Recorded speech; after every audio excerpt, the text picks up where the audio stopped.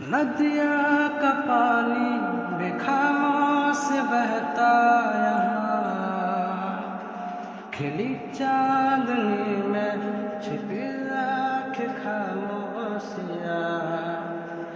बारिश की बूंदों की होती कहाँ है जुबां,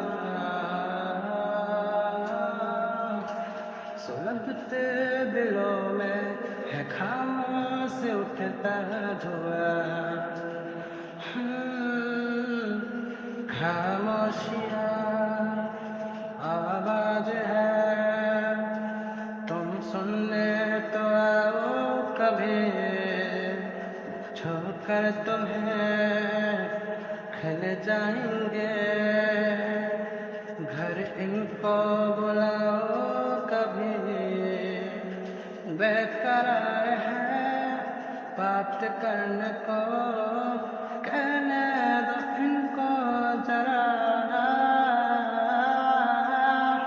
खामोशियाँ